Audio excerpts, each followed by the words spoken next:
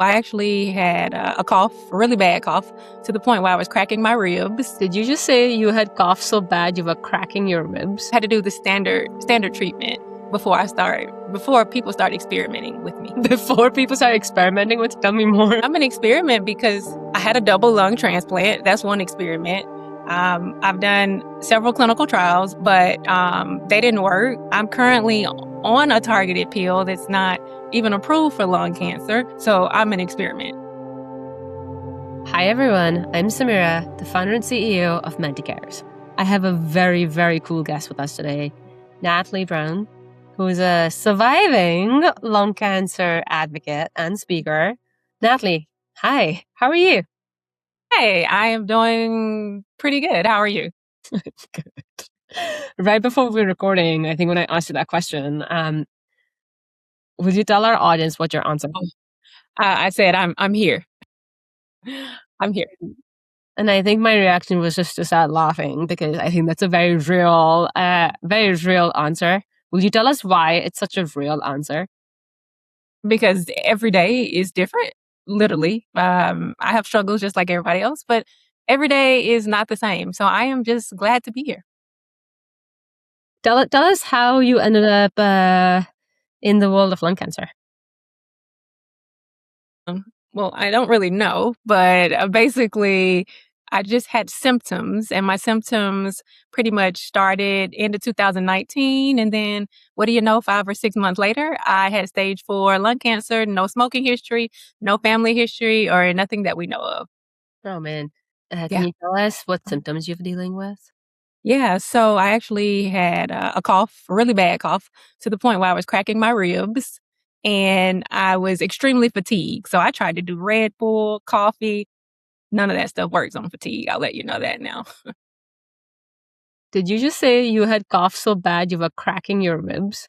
Yeah, I was cracking my ribs pretty often, maybe a few times a month, probably. How old were you? How Yeah. old were you? I was 33 at the time of diagnosis. Yeah, I was 32 when I started experiencing symptoms, though. Oh, my God. Yeah. 7 years later, you're here. 6 technically from diagnosis. So 6 years later, okay. All right. yes. 6 years later, you're here from diagnosis. Tell us more. How did you? What happened after diagnosis? A lot. I could be here all day telling you that. So it kind of depends on what exactly you want to know specifically, because a lot had the diagnosis. Maybe tell us what was the type of diagnosis, because lung cancer has gotten really complex, really specific. So Got maybe it. you can talk to us about what type of lung cancer, where were you, geographically speaking? So I'm from Atlanta, Georgia, and that's where my diagnosis was. Stage 4 non-small cell lung cancer, no biomarker, no targetable mutation, none of that. So I wasn't able to do targeted therapy like a lot of people. I had to do like the standard chemo, which nothing wrong with chemo. I don't want to say it like that, but I had to do the standard treatment before people start experimenting with me. Before people start experimenting with you? Yeah. All right. You can't just say that and leave it there. Tell me more. Yeah, I mean, I'm an experiment because I had a double lung transplant. That's one experiment. I've done several clinical trials, which is not rare, but they didn't work. I'm currently on a targeted pill that's not even approved for lung cancer, but it's not a clinical trial. So I'm an experiment. All right. Maybe let's start with the double lung transplant. Can you tell Yeah. us what that is? Why did the team recommend it for you? And what was your experience through it? Okay. So a double lung transplant is when they take 2 healthy lungs from a deceased donor and replace them with the lungs that you have. So basically, my lungs were diseased, and my pulmonologist actually recommended it. My oncologist knew nothing about a double lung transplant. A lot of oncologists, they don't know a lot about it. So I wasn't shocked. The process was scary, risky, and insurance hated to see me coming. But I actually, yeah, that's another story. But yeah, it's a very risky process. So many things could go wrong with it, it's a lot. And a lot of people, a lot of health institutions have not performed this surgery before. Hmm. How did you make that decision? So the pulmonologist recommends you do it. Oncologist says, "Nah, what are you talking about?" Yeah, so one day I did like a random follow-up with my pulmonologist, and she knew that I was starting to, I call it, run out of options, meaning that the chemos and the clinical trials of the world were not working. I was progressing. So the pulmonologist literally said one day, "Hey, I think you might be a fit for a double lung transplant. Let me refer you." And I was like, "What? What is a double lung like what? I don't know what you're talking about." So she was like, "Hey, I'm gonna give you this number and you call." And I was like, "Okay." So that's how it started. Oh my god. Okay, so you call this number. Who do you end up calling? Called this number and I end up calling the hospital in Chicago, the transplant center. And I try to get a consult, basically trying to get them to explain to me what it is, what the process is like, what would I have to go through. And after about a month and a half, I finally got an appointment with the surgeon. And the surgeon said, I never will forget this, your lungs, verbatim, are trash. He said the only way, I mean, he wasn't mean, he was just being honest. He says the only way, um, I guess pretty much that you're gonna live in a sense is to try this, or you can try more clinical trials, but it's only buying you time. Is Wow. Okay. So you're talking to a lung surgeon, presumably, like a thoracic Mhm. surgeon. Where is your oncologist in all this? Because so far you haven't mentioned the oncologist at all. Yeah, no, she's no, I mean, let me back up. Um, she is still in Atlanta, but she doesn't necessarily know about any of this. All she knows is that I'm gonna call and get more info. So basically, I had to pretty much report everything back to her after I had the conversation. And once I told her, she then thought it was a good idea. But before that, she really didn't know anything about it. Okay, so you talk to the surgeon in Chicago 6 weeks after you have been told that this option even exists. You're kind of facing this uh, daunting decision. One is, do I stay on trials, buy time? The other one is, okay, I have really bad lungs. I'm going to try this really, really, really scary, kind of rare decision of transplanting both my lungs. How do you come to that decision? So the way I look at it is neither situation is guaranteed. The double lung transplant is not even guaranteed. Um, I figure I had been through 2 clinical trials already. They completely failed me. So I wasn't jumping up and down to try a clinical trial in that form. A lot of people don't know this, but a double lung transplant is actually considered a clinical trial as well. So let me just put that out there. Yeah, it's just a different type of clinical trial, obviously. But I didn't want to do the standard clinical trials. And I knew, not knew, but I had a feeling that by me doing this double lung transplant, it would at least give me like an extra, I'm just saying, maybe year or two because my lungs were starting to go bad. One was at 3%. So I figure if I did have new lungs, at least I would be back at 100 or close to 100. So that's kind of my thought process. Yeah.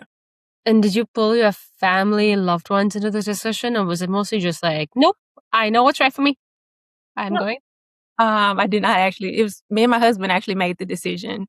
And because I actually had to relocate to Chicago for 1 year after I got this transplant. So, of course, I was gonna need help, but as far as, like, an immediate decision, that was just me and my husband because obviously with this is gonna come finances and all that. So we had to discuss all of the things. So it was an initial decision made by him and I to do this. Natalie, help us understand why you had to relocate to Chicago for this. So, of course, it's a huge surgery, but a year for relocation is that's a lot. Yeah, so I would tell you to help me understand because I really don't know either, but I'm gonna take a shot at this. So the surgery is really, really rough. And now I can understand why they said a year since I've been through it a year. There's so much that you have to do. I was already in a lot of pain because they had to, yank my lungs out. Like they had to get a backup surgeon to come in. So I was gonna have a little bit more pain than like the normal person because my lungs had been yanked on. So I can understand why because I was in a lot of pain for like the first months. I couldn't ride in a vehicle. Like if I did ride in a vehicle, it would have to be like a big van or SUV because I had to lay on the seat. Like it bothered me to sit straight up and ride in a car. So there's so many things. I never, let me knock on some wood or something here. I haven't gone into rejection, thank goodness. But supposedly within the first year, you go into acute rejection. But that never happened to me. So it's just so many things that can happen. And you need to be by the facility that actually performed this because a lot of other people are not going to know about it. So I felt, as a matter of fact, I didn't really want to leave Chicago because I was scared that Atlanta wasn't going to be able to handle this. Yeah. So you have a lung transplant. This was when? This was November of 2024. Okay. So you're now 1 year and 4 months out. Yeah. Wow. You just relocated to back home. Yeah, I just came back home like 4 months ago. 4 months ago. Okay. What's that been like? No, it's different. Number one, I would say it's different because in Chicago, whenever I did a lot of walking, I was walking like on flat surfaces in an apartment. My house has like 35 steps in it. So I had to get used to walking up all these steps again. So that was number one. I finally got used to it after 4 months. And then being afraid that my Chicago team is not here makes me nervous. But I actually do have to go up to Chicago once every 4 months now to basically do follow up still. So I'm getting used to it. Wow. No more treatment though? No ongoing treatment. But you said you're on a drug too, right? No, I do have, yeah. So that's part 10 to the story. It's part 10. Okay, sorry. Yeah, just jumping ahead. So yeah, I am because unfortunately, after the double lung transplant, I actually got cancer again. The cancer went to my spine. Oh. Yeah. So I was on chemo for a while for this, and everything was great. And then things went left again, and I had to, I had some more growth, and I started a targeted pill, which this is my first time taking anything targeted because I don't have a targetable mutation. But the pill that I'm taking supposedly works well for patients with lung cancer and patients that have had transplant, but insurance just doesn't like it because it's technically not for lung cancer. So I just started this not too long ago. So I'm hoping that it does help. Yeah, I'm literally all over the place. Natalie, okay, so Yeah, I get a lot of patients, okay, in my day job, and on this podcast. And wow, that's rough, dude. Holy shit. It's a lot. It's a lot. It's a lot. It's a lot. That's why I said I'm here. Yeah. No, I get that. How do you get through it? So I have started going to therapy. I never was a therapy person at first. Therapy helps a lot. Friends and family help a lot too. My husband I have a lot of big supporters, but my husband, kudos to him. I don't know how he deals with it because I'm a lot to deal with just in general without cancer. So if you add cancer to the mix, I get a little spicy. But no, seriously, shout out to him. He keeps me going. If it wasn't for him, I probably would not be here because I want to give up. So he helps me, my friends and family. I'm kind of like a social person. I like to get out or I like people to visit me. So when my friends and family come to visit me or we go places, if I feel like going, it helps out my mental a lot. Yeah. You said something that if you're okay with, I'd love to unpack with you. You said if it hadn't been for him, I don't know if I would be here. There were many moments I wanted to give up. Yeah.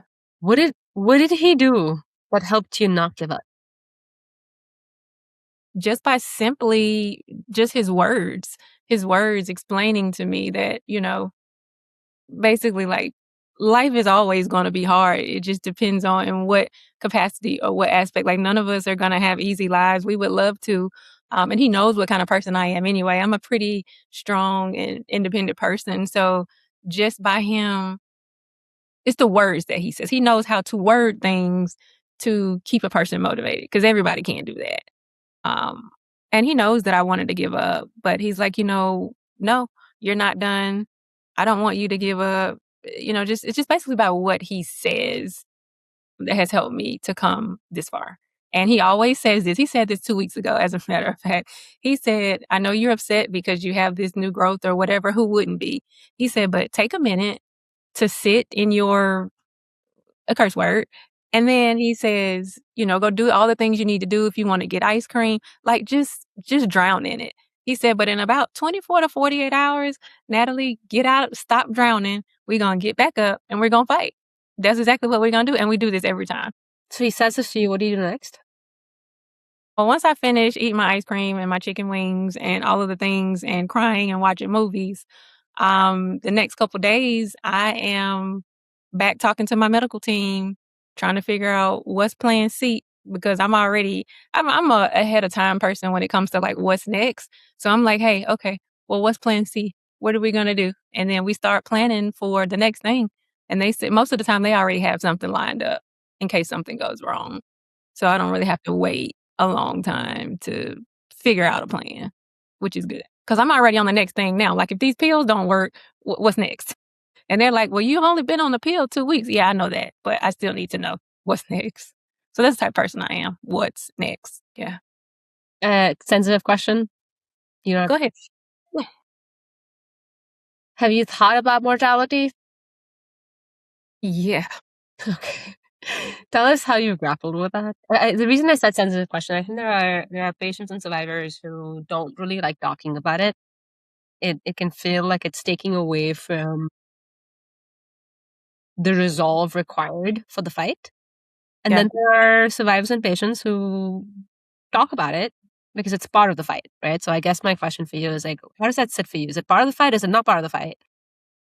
So it's becoming a part of the fight. I will say that. I am getting more comfortable talking about it. It's interesting that you asked this because I literally just, and I'm not gonna say who I had a conversation with because she'll probably listen to this at some point, but I just had a conversation with somebody yesterday. She knows who she is. And I did say this to her. I said, "Hey, I'm gonna be so real with you." I said, "I'm doing okay now." I said, "But I believe, not trying to be negative, I believe that at some point in this lifetime, we all have to die." I said, "But I do believe that lung cancer will be the death of me, one day," is what I told the person. And this person kinda agreed with me. Um, it was just a very different conversation that I had, but I felt like I needed to say that. And once I said it, I felt, I don't wanna say free, but I just felt better about, I just felt better. I felt better because I just want, yeah, people don't know, I'm not trying to make it a public service announcement, but I do think that it's something eventually, because things only work for so long. I mean, I just feel like at some point it's gonna happen. I just don't know when. So that's why I'm trying to stay around as long as I can and do what I can, also. So, What does time mean to you now? that's a good question. What does time mean to me? Um I would say time means I don't know how much of it I have. So I'm a little afraid that I could be running out of time and not utilizing or using time in a way that I should, is kind of what I think. Tell us more about the second part. Using time in the way I should. If you could use time in any way you wanted, what does that look like? If I would be at the beach, I'm just gonna be realistic. Once a month, I don't even know if that's realistic. Do people get to go to the beach once a month? Why not? I would go to the beach, once a month and then probably stay for about 5 to 7 days, and then each month, what I would do is I would, like, take somebody different. So, like, one in January, me and my husband would be gone for 7 days. In February, me and my mom might do a girls trip. Doing something different. My husband and I, we travel quite a bit anyway, I think, for somebody that's in my situation. But if time was really a thing, I would want to do it more so often with people. Everybody can't travel because of different reasons, health, finances, whatever it is. But I definitely would want to travel at least once a month with some different people for different experiences. I think that would be kind of fun or neat. It's stopping you from doing that. Finances. Okay. Finances 1, and then pain is 2. I'm pain these days, so that is a huge pullback, but, um, yeah, obviously, like, I can't go to the Maldives in January and Bora Bora in February. Like, that's going to be a lot of money. I'm not talking about going down to like Miami Beach. I'm talking about like trips. You're talking about real Yeah, beaches. I don't have that, whatever. But until then, I would take other stuff. But yeah, Natalie, how do you deal with the pain? mm, right now I am on heavy doses of opioid from a medical standpoint. But from a not medical standpoint, I try to do things that take my mind off of it when it gets really intense. So, say for instance, I'll try to listen to a podcast, or I'll try to um, I hate to say get on social media and scroll, but that's real. I'll just doom scroll, sit I might scroll anywhere. It might be on the toilet. The toilet is a very comfortable place to sit, by the way, but you shouldn't sit there longer than 5 minutes. Anyway, that's a whole nother story. But I try to do different things just to take my mind off of the pain. And sometimes it works actually. Yeah. So in another part of your life, you're also an advocate. Yeah. All right, so tell us about that. Huge. So I started advocacy. I got diagnosed the summer of 2020, and already by I think November of 2020, I was participating fully in Lung Cancer Awareness Month. We did a webinar. I did a walk in the park. Of course, it wasn't that structured because I had just got diagnosed. I was still working full time and I was still in treatment, so I just threw it together basically. But my friends helped me also. They have learned so much about lung cancer. They probably could be like mini doctors at this point. But advocacy is extremely important to me, number one, because I'm sure you've heard this, like I don't smoke. So obviously the stigma is there that all people that have lung cancer smoke. I haven't been around smoking to my knowledge to that degree. And then also, I want to let people know it's important to me that lung cancer is not always a death sentence. You don't always look like, a lot of people, I've had people question me, like, do you really have lung cancer? Yeah, I do. If you saw my scans, you would probably freak out. But to let people know, and like on my social media, I try to post, I don't want everything to be about lung cancer. I want to show my life from a traveling standpoint, or maybe some of my day to days, because I don't want everybody to just think that I'm like sitting in the bed all the time, because I'm not. I'm definitely a pretty active person. So advocating is important to me so that people can see both sides of it. They can see like, oh, the medical side of it, but then they can say, oh, this girl she's kind of out here living. So advocacy is extremely important. Now I'm in my advocacy phase where I want to learn more about, even though I don't have a biomarker, I want to learn more about biomarkers. I don't know anything about them to that degree. There's something that you said that I think is worth us talking about. I think you said, I'm a very active person. I've gone on these walks. When I got diagnosed in 2020, I was in treatment, had a job, and I was still doing these walks. And then earlier in the conversation today, we're talking about this week, and 35 steps at home is hard. Mhm. So if you're talking to someone who is going through treatment right now, regardless of if it's lung cancer or other types of cancer, I think that would resonate. Can you talk to about that dichotomy that you're the same person, you are active, you are like out there, you're traveling, you're living. Sometimes basics is hard. How do you balance that? That's another Yeah, good. And somebody just asked me that recently too, and I really said I don't know, but I'll give you a better answer. thank you.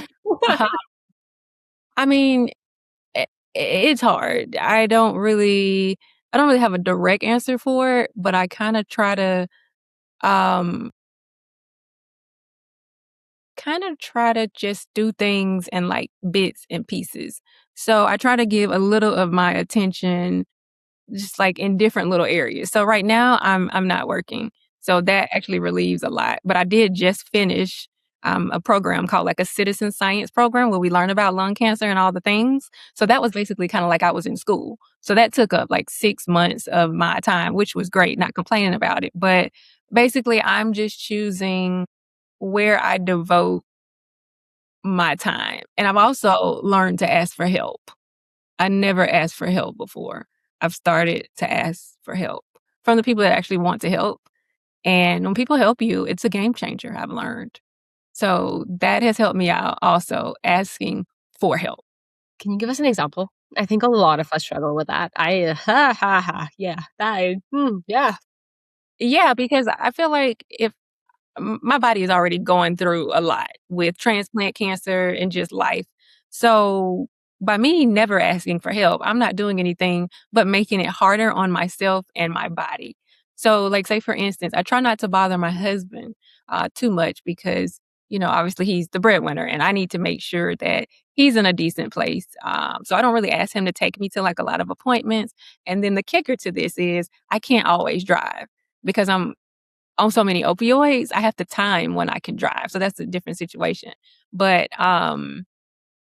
I've started to ask for this wait, hold on, see, I just this chemo brain thing is Yeah, gone. true. Don't What worry. was wait, we were talking about how do I ask for help? No, what were we talking about? Yeah, um yeah, so like I said, I try not to bother my husband too much because he still has to do his thing. But what I do now is I do have some friends, and all my friends are busy, just like everybody else. But basically, they make like a little bit of extra time for me to do certain things. So they'll take me to a doctor's appointment. I have a friend that takes me to a doctor's appointment, or I have a friend who, let's say, if I need um, like some groceries or something. I mean, clearly I can get them delivered, but sometimes I need to get out the house. They'll take me to the store. So I have certain people that will do certain things for me. And it just helps me out a lot more because I was trying to do that by myself in addition to everything else. And it wasn't working. It just wasn't. Natalie, okay, we're gonna go into a slightly separate segment of the show. I'm gonna ask you a series of kind of rapid fire questions. Think of it like, um, I'll just ask you maybe something between 3 and 7, okay? Questions. Um, you ready? I think so. Okay, all right. If you had to give advice to a newly diagnosed lung cancer patient, what would you tell them? Try not to give up because it's going to get difficult and it's going to get harder before it gets easier, but try not to give up. If you had to give advice to someone who just had a recurrence, or cancer came back, or cancer got spread, what would you tell them? On it, ooh, I don't even know because it just happened to me. I would probably tell them that, they're not gonna like to hear what I gotta say, but unfortunately, cancer is cancer, and it is very high possibility that it's going to come back or reoccur because that's just the nature of this disease. But just try to have a plan in place and always be ready for next steps if the cancer does come back. Okay. If you had to give your care team some advice, what would you give them? I don't know, my care team's pretty darn good. I don't know. Um, I don't, maybe I can't even say call me back quicker because they call they don't I don't really know. Maybe if I had one thing to say to them, I would just tell them, um, sometimes listen to me. If I'm saying something, like take for instance, if I'm telling you that this medication is not working and you tell me just to give it 4 more days, and I'm like, no, I'm gonna stop taking it because it does not work. I know my body and I know that it's not working. And then you end up finding out later on that this medicine really is not a good fit for me. So I would tell them like, hey, listen to me sometimes. I don't have the knowledge that you have, but I do know my body better than you. Okay. Um, Last one here. You said that anyone with lungs is at risk. Tell us where that's coming from and tell us why you're saying that. Well, I'm saying that because it's true.